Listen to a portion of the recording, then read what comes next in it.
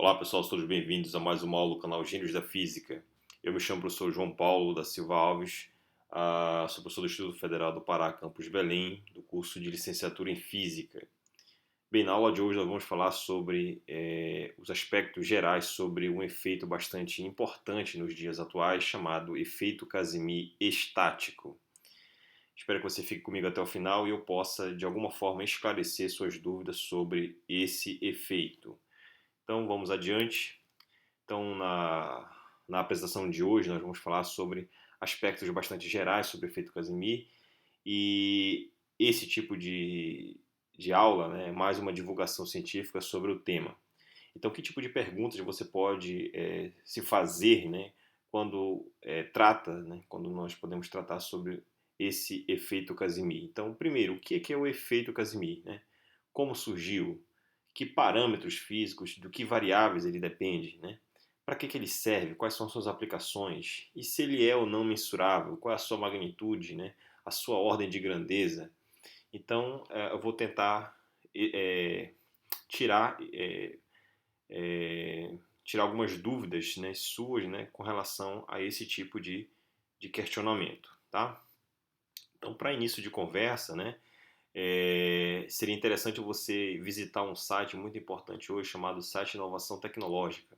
Nesse site é um site free, né, você tem acesso a ele, as principais notícias que estão vinculadas, né, hoje, agora, nesse momento, pelo mundo, né? Notícias na área de robótica, nanotecnologia, meio ambiente, a, na área de cosmologia, de eletrônica, dentre outros assuntos. Então, em algum lugar do planeta alguém está fazendo algo, né? E lá nesse site da Inovação Tecnológica você tem um resumo do resumo do trabalho, né? Um trabalho do que os pesquisadores fizeram, as suas descobertas. Então você pode ler o arquivo, né? O resumo do resumo em português e lá no final tem as referências, né? Nas principais revistas de divulgação científica do mundo, tá?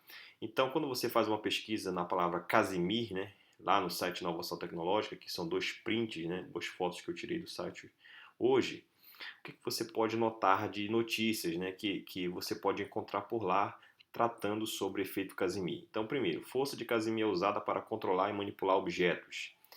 Força de Casimir pode ser revertida e até ajustada. Força de Casimir pode ser vencida.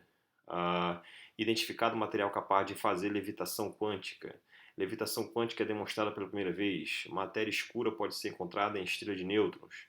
Experimento para testar a gravidade quântica é simplificado. Lentes planas agora reconfiguráveis como telas de cristal líquido. Força de Casimir é usada para controlar e manipular objetos. Físicos propõem teoria para se livrar da energia escura. Objetos rotativos mais rápidos do mundo vão estudar vácuo e física quântica. Nanotesoura é lubrificada por luz. Beijo quântico muda a cor do espaço vazio. Identificado material capaz de fazer levitação quântica. Graxa de prótons acelera máquinas moleculares 10 milhões de vezes. Criado o menor motor a vapor do mundo. Luz é gerada pelo vácuo. Luz é gerada a partir do nada. Experimento pode unificar a teoria da gravidade e física quântica. Metamateriais quirais reduzirão atrito em nanomáquinas. Então essas e outras, né, informações você pode colher e ler na íntegra, né, nesse site de Inovação Tecnológica tratando sobre o efeito Casimir. Então você pode ter uma ideia de uma forma geral que o efeito Casimir é um tema bastante atual, né, e que tem inúmeras aplicações, né, tanto nos dias de hoje como para o futuro. Então é um tema muito relevante e vale a pena saber um pouco sobre ele, tá?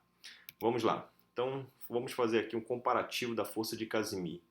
Bem, quão grande, quão mensurável, né, é essa força de Casimir? Então digamos que você tenha o seu dedo indicador e nesse dedo indicador aqui na altura da unha, né, se você pegar o seu dedo, uma pessoa adulta, né, o diâmetro do dedo na altura da unha, esse diâmetro aqui é em torno de 2 centímetros, tá?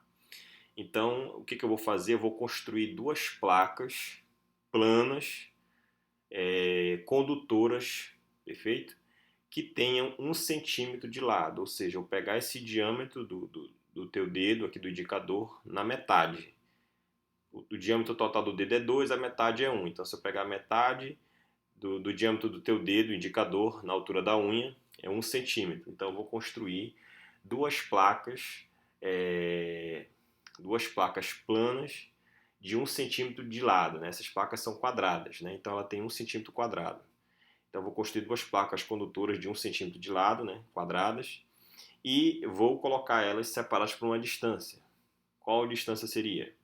Então a gente sabe que o diâmetro do fio de cabelo, né, ele tem um gap, uma variação de 10 a 100 micrometros. Tá? Então aqui tem uma imagem do fio de cabelo. O fio de cabelo tem o mais fino tem em torno de 10 micrômetros e o mais grosso, né, 100 micrômetros. Então o que eu vou fazer? Eu vou pegar o fio de cabelo mais fino, que é de 10 micrômetros, e dividi-lo em 10 partes iguais. Ou seja, eu vou pegar um décimo do tamanho do fio de cabelo mais fino, né, o diâmetro do fio de cabelo mais fino. Ou seja, pegar um décimo do menor valor é 1 micrômetro, tá? 1 micrometro, tá?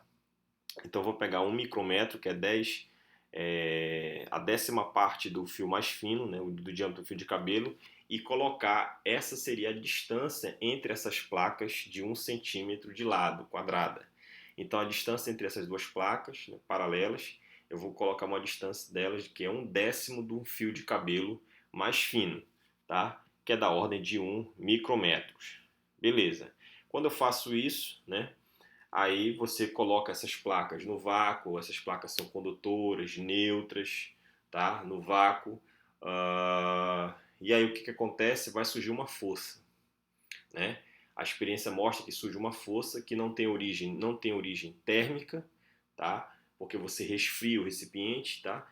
E também não tem origem elétrica, porque as placas são neutras. Então, mesmo assim, surge uma força de origem quântica, não tem análogo clássico dessa força, é uma força de características, né, quântica e relativística, é uma força que advém da teoria quântica de campos, né, da TQC, que é uma área da física, e qual é o módulo dessa força, né? Então, se você pegar, por exemplo, os grãos de areia, pessoal, também tem um gap de variação. Se você pegar uma massa de um grão de areia, a massa de um grão de areia varia entre 10 a menos 3 e 10 a menos 2 miligramas. Então, essa é a massa em geral de variação de um grão de areia. Tá? Da areia mais fina à areia mais grossa, em geral, essa é a massa do grão de areia. Tá?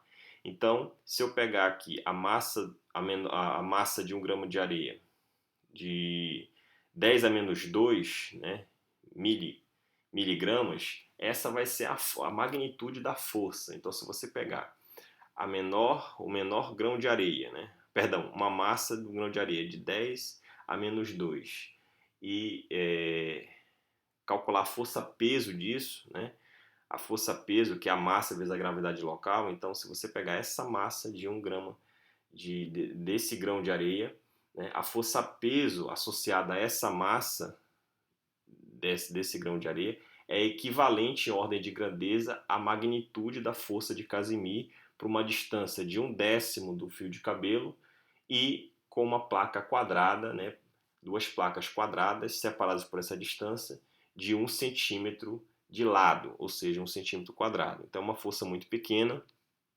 tá? A magnitude dela, né, uma força bastante sutil.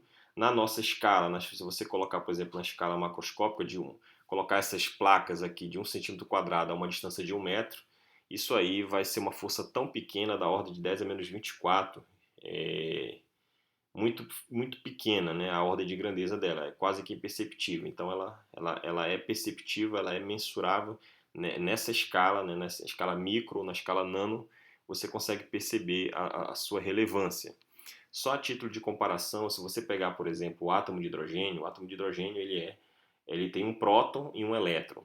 Então a força colombiana que é a força elétrica, a força entre o próton, que está no núcleo do átomo, e o elétron, que está em torno do núcleo, né, na eletrosfera. Se você pegar, por exemplo, a força colombiana é K, né, que é a constante eletrostática, vezes o produto das cargas entre o próton e o elétron, dividido pela distância deles ao quadrado. Então a K é basicamente a constante eletrostática que vale 9 vezes 10 a nona, né, no SI. A carga do elétron e do próton é 1,6 vezes 10 a menos 19 coulomb. E a distância entre o próton e o elétron para o átomo de hidrogênio é em torno de 0,5 picometros. Então, se você pega esses valores e substitui, o resultado dessa força, né, força coulombiana, é da mesma magnitude, a mesma ordem de grandeza, a força entre o elétron e o próton no átomo de hidrogênio é da mesma ordem de grandeza, a mesma magnitude da força de Casimir, né, que é em torno de 10 a menos 2 Dina. Né? Dina é uma unidade no CGS de força. Perfeito? Vamos lá. Então, o efeito Casimir estático, né, ele foi um efeito predito, né, por físico teórico holandês, né, Hendrik Brugge Gerard Casimir, né, em 48. Tá? Esse efeito ele é um efeito que é oriundo quando você coloca duas placas planas, né, paralelas entre si, perfeito? Condutoras, porém neutras. E aí você coloca essas duas placas no vácuo, né, e coloca também a baixa temperatura, próximo de zero, perfeito? Então, elas vão ser placas condutoras neutras, né, no vácuo e a baixa temperatura. Então, você elimina, né, quaisquer interferências externas. Por exemplo, a radiação térmica você elimina porque você vai reduzir a temperatura próximo do zero absoluto, tá? Por resfriamento. E você retira qualquer matéria que tem ali naquela região, ou seja, você faz vácuo. Então, mesmo nessa circunstância, não tem nada lá, porque não tem matéria, tem vácuo, você tirou, né? E também não tem qualquer resquício de onda térmica, né, eletromagnética, de origem térmica, influenciando o resultado. Então, mesmo assim, surge uma força de atração entre as placas. Né? As placas são quadradas, de 1 centímetro quadrado de área. Cada lado da placa quadrada tem 1 centímetro, né? Ou seja, aquela explicação que eu coloquei do dedo aqui, a metade do dedo. A distância entre elas é da ordem de 1/10 de fio de cabelo. E a, a força entre elas vai ser a força gerada por uma massa de 10 a menos 2 miligramas de um grão de areia, certo? Do grão de areia mais fino que nós temos aqui, que é 10 a menos 2 miligramas. Então, a força-peso associada a essa massa de grão de areia vai ser a ordem de grandeza da força de Casimir que vai aparecer aqui, tá? Ou, se preferir, também você pode dizer que a força de Casimir tem a mesma ordem de magnitude entre a força elétrica coulombiana do elétron e do próton no átomo de hidrogênio. Perfeito? E aí você coloca as duas placas em Z igual a 0 e Z igual a A, separado por uma distância A, e aí quando você faz toda a análise, cálculo, né, via teoria quântica de campos, você pode mostrar que a força de Casimir, né, ela depende aqui da área das placas, tá? L ao quadrado é a área, L é o lado da placa, então L ao quadrado é a área, tá? É uma força atrativa, tem um sinal de menos, né? Esse H cortado é uma força de origem quântica, C relativística, né? Π quadrado sobre 240 a quarta. Esse resultado aqui foi obtido por Casimir para um campo eletromagnético, tá? No vácuo, perfeito? Bem, quando você, algo interessante de se notar aqui é que essa força, né? Se você divide força por área, você tem o que nós chamamos de pressão, né? Pressão de Casimir, que a pressão vai ser a variação que você tem aqui, você vai ter o resultado final, né, das flutuações quânticas de vácuo vão fazer com que gerar uma pressão nessas placas, fazendo elas se aproximarem uma da outra, né? Vai ter uma força atrativa aqui, perfeito? Ela é uma força que ela cai com o inverso da quarta distância, né, da distância entre as placas. Então, se a distância é A, então o inverso da quarta distância é A quarta. Diferente da lei de Coulomb, por exemplo, que ela cai com o inverso da distância ao quadrado. Perfeito? Então ela é uma força mais sutil, né? Magnitude ela cai mais rápido, tá? A faixa de atuação dela está na ordem lá do nível, né, do átomo de hidrogênio, como acabamos de fazer a comparação. Se você substituir os valores de H, né, que é a constante de Planck, né, H cortado que é H sobre 2π, que aparece aqui, ó, H é 6,63 vezes 10 a menos 34 joules vezes segundo no SI, C, a velocidade da luz, que é 3 vezes 10 oitavo metro por segundo, e o π em torno de 3,14, né, que você pode mostrar que a pressão, né, o módulo da pressão de Casimir vai ser da ordem de 0,013 dina por centímetro quadrado, onde esse AMI é a distância entre as placas da ordem de micrômetros, perfeito? Então, tá aqui um resultado bem interessante, né? Aqui como é que você poderia montar o experimento de Casimir. E, na verdade, quando você para pensar nesse resultado de Casimir aqui, classicamente isso não é esperado, né? Porque o que você imagina? Quando você retira toda a matéria do local, você fez vácuo, bem, você já eliminou possíveis interferências da matéria em si influenciar esse tipo de força.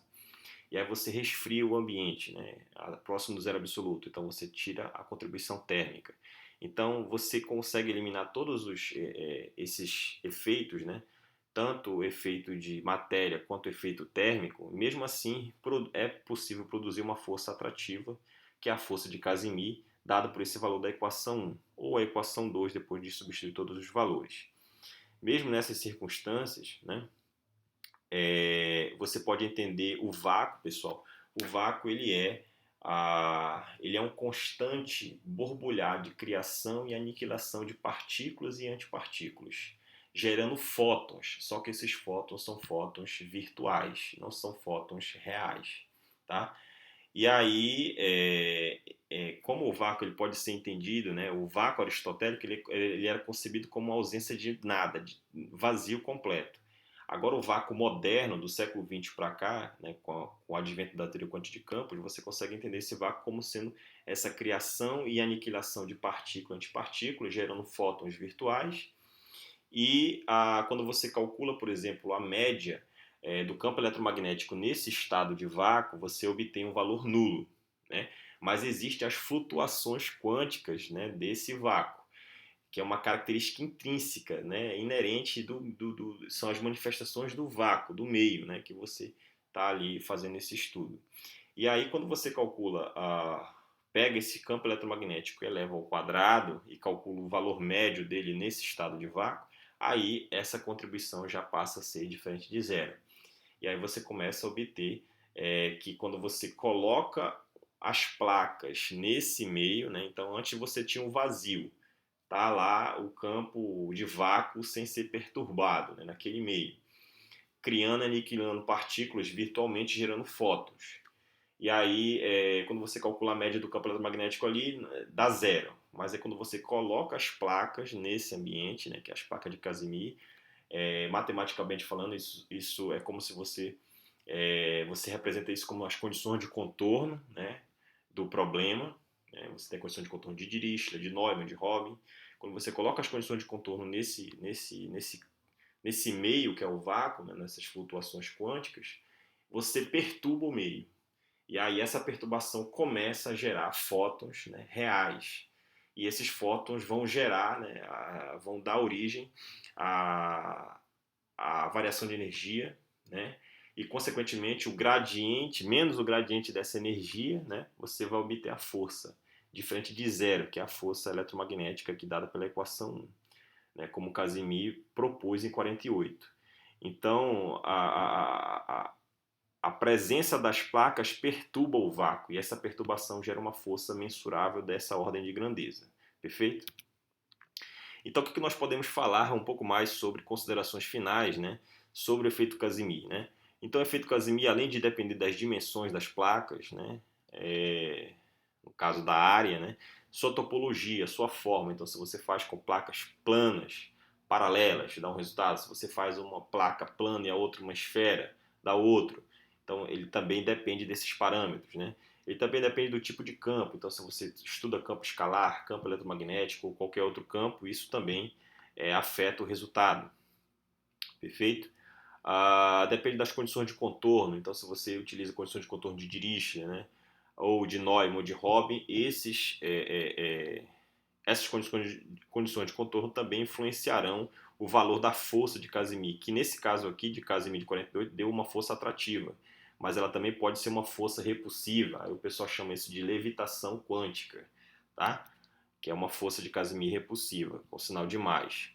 Possíveis aplicações da força de Casimir, né, do conceito de energia de Casimir, efeito Casimir, né, a nanotecnologia, né, a levitação quântica, a cosmologia, né, problemas com matéria escura, energia escura, né, isso também pode estar associado, muitos creem, né, nisso, né, que o efeito Casimir provavelmente tem alguma contribuição nesse sentido. A própria matéria condensada, com estudos com grafeno, né, com outros materiais, a força de Casimir ela é relevante, o efeito Casimir nessa escala, né, nesses ambientes, e outras aplicações também. A geração de informática e informação precisou de componentes eletroeletrônicos cada vez menores para computadores, impressoras, dentre outros componentes. Então, essa área de informática e informação, produzir objetos cada vez menores, né, objetos chamados MEMS, né, sistemas de microeletroeletrônicos ou nanoeletroeletrônicos, nanoeletromecânicos, né, então todas essas vertentes, né, de dispositivos na escala nano, micro, também utilizam, né, o efeito Casimir para entender, para compreender e preservar certas estruturas eletrônicas, né? Os estudos sobre esse fenômeno visam diminuir os efeitos causados nas máquinas de modo a garantir sua durabilidade. Tá? Então, isso é um impacto direto aí do estudo do efeito Casimir nessa linha. Experimentalmente consta-se que, mesmo no zero absoluto, o vácuo não é totalmente vazio. Tá? Ele apresenta campos eletromagnéticos responsáveis pela força de atração medida por M. Sparnaus 58. Então, o Casimir conseguiu prever o seu efeito, né, de Casimir em 48. Né? O físico teórico aqui, o Casimir, fez a predição do efeito em 48 e 10 anos depois, Sparnaus, né, que também era um físico holandês, né, tentou observar essa predição, né, de Casimir, tentou observar no laboratório em 58, 10 anos depois. E aí teve, claro, alguns méritos na sua pesquisa, né, na sua descoberta, e outros não. Mas o que ele concluiu bastante interessante, que mesmo você eliminando a temperatura, mesmo fazendo a experiência no vácuo, essa força de Casimir aqui, né, dada pela equação 1 ou o resultado da equação 2, ela não dava indício que iria se anular. Ela era uma força que persistia, estava ali presente e ele pôde mensurar isso, né? E então era uma força que ela não desapareceu mesmo a baixa temperatura e mesmo eliminando toda a matéria do local, que era fazendo no vácuo. E aí, ou seja, é uma força que persistia, existia, e isso foi um ponto favorável aí para Casimir, porque foi ele que fez a predição do efeito, tá? Esses campos residuais são designados hoje como radiação eletromagnética de ponto zero. Então, alguns livros colocam radiação eletromagnética de ponto zero, energia de ponto zero, manifestações ou flutuações quânticas do vácuo. Então, essas são sinônimos de frases, de palavras que tratam sobre o mesmo tema, que é efeito Casimir, tá? No caso que nós estamos falando, efeito Casimir estático. Essas placas aqui, elas estão paradas uma em relação à outra. Se uma dessas placas se mover em relação ao referencial de laboratório, por exemplo, aí você já passa a ter um efeito chamado efeito Casimir dinâmico. Aí você vai produzir fótons reais, né, pelo movimento acelerado das placas. E ele pode ou não ter um crescimento exponencial, dependendo da lei de movimento, que você faz essas placas vibrarem, certo? Movimentos periódicos e tal. Então, isso é uma outra classe de efeito Casimir, que nós chamamos de efeito Casimir dinâmico. Aqui nós estamos falando somente do efeito Casimir estático. As placas estão paradas uma em relação à outra, ou referencial de laboratório, né? Essas manifestações intrínsecas do vácuo tornam difícil de compreendê-lo, fazendo questionar qual seria a concepção do que é realmente o vazio com seu conjunto de campos eletromagnéticos. Então, o que é o vácuo hoje, né? A concepção do que se tem, etc. Isso é uma grande pergunta, né? E muitas das vezes algumas pessoas não têm a resposta. Mas, sem dúvida, o efeito Casimir é uma manifestação da energia de ponto zero, do vácuo. Então, as características desse vácuo, que são intrínsecas, inerentes a ele, geram um efeito, que é um efeito perceptível no laboratório, útil em muitos locais e aplicações, né, importantes na tecnologia, e tem impactos, né, tremendos na sociedade. Então, é um efeito real, perdão, é um efeito que é muito interessante de estudar na área de ciência dos materiais, né, matéria condensada, então tem tem grande aplicabilidade. Então, assim, mesmo nessas situações, né, tentar compreender o vácuo é uma tarefa difícil, mas já é sabido que uma das manifestações desse vácuo é o efeito Casimir, certo? O vácuo continua sendo o estado mais simples da natureza, porém cheio de propriedades únicas e surpreendentes, tá? Aqui eu vou fechar aqui esse slide nessa apresentação com a seguinte frase do Peter Milone, né, que é um físico que estuda, né, que sabe um pouco sobre efeito Casimir, né?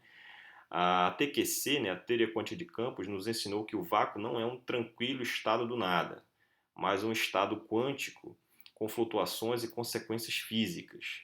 Talvez o universo, ele mesmo, tenha surgido de uma flutuação quântica. Então, isso aqui é uma frase do livro do Peter Milone, que eu vou já citar no slide que segue. Tá? Então, aqui as principais referências bibliográficas. Então, aqui o primeiro aqui, a energia de ponto zero, efeitos da energia de ponto zero na eletrodinâmica quântica, é o artigo de Casimir de 48, né, o original. Né? Tem um artigo muito interessante em português na Revista Brasileira de Ensino de Física, do professor Colgo Pinto, né, do professor Farina e do professor Torti, né, lá da Federal do Rio de Janeiro, aqui de 2000, aqui do Revista Brasileira de Ensino de Física, mais falando sobre efeito Casimir, aspectos históricos e tal. Aqui a frase do livro que eu tirei aqui do Peter Milone, o Vácuo Quântico, uma introdução à eletrodinâmica quântica, né, um livro de 1994, o próprio livro do Kimball, né, do professor Kimball, Kimball Milton, né, Manifestações Físicas da Energia de Ponto Zero, né, o Efeito Casimir, de 2001, o artigo de Sparnay, né, que ele fez o estudo, né, tentando medir em laboratório o efeito Casimir, em 1958, está aqui, medidas da força atrativa entre placas planas, e o site do Inovação Tecnológica. Perfeito? Espero que todos tenham gostado. Até mais, pessoal, e bons estudos!